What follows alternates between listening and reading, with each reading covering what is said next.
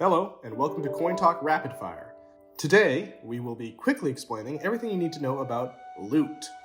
As many of you know, blockchain technology has many more applications than just currency exchange, and we've discussed this before with Filecoin and NFTs.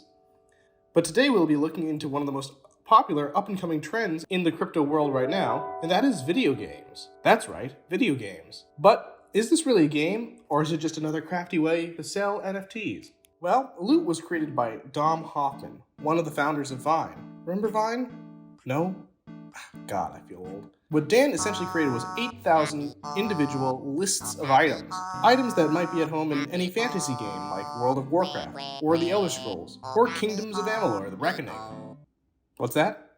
You don't know Kingdoms of Amalur? That game baseball star Curt Schilling made using Rhode Island public money in 2012? Damn, I am old. Anyway, that's essentially all this quote-unquote game is now. Just lists of items, white text over black screen, no pictures of the items, no stats, no further information on how they could be used in a video game. And here's the kicker, no actual game either. Yeah, that's right, it's just the list of items, so it's not really a game. Okay, so then what's the point?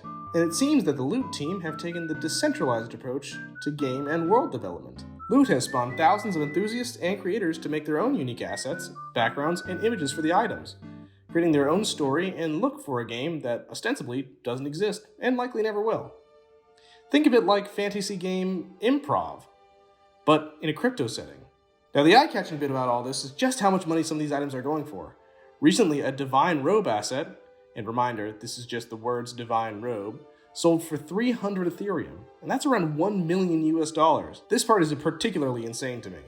Now I like NFTs, and I like art, and there's a certain amount of understanding that I have for skilled artists selling their work using blockchain and cryptocurrencies for high values. But if we are holding up these assets by video game standards, and not by high art standards, then this really doesn't make any sense at all. For $1 million, you can buy all the fantasy games ever made, and the hardware to play all of them. On top of that, you could have real custom robes made for you. But instead you use it to buy this bit of text? Now maybe it's because I don't have $1 million to just throw around, but it doesn't seem worth the money. And good quality fantasy, in my opinion, can't come from a decentralized source. Take the works of George R.R. Martin, for example. He is famous for his series of books, A Game of Ice and Fire, that have been adapted into the Game of Thrones series on television. The TV series progressed past the books in story, and for fans of the show, it was clear that without the glue of Martin's books and guidance, the show dramatically dipped in quality, leaving many fans unsatisfied with the product. If the game is just all the assets that people create in response to the text items, then there really isn't any glue holding it all together. The individual pieces look nice, but they are in no way connected. I think this makes for bad, and I would wager lazy fantasy. But maybe that's the point, to see everyone's imagination run wild and see what they can create. Well, if that's the purpose, then all I have to say is, imagination is free. Don't waste your money.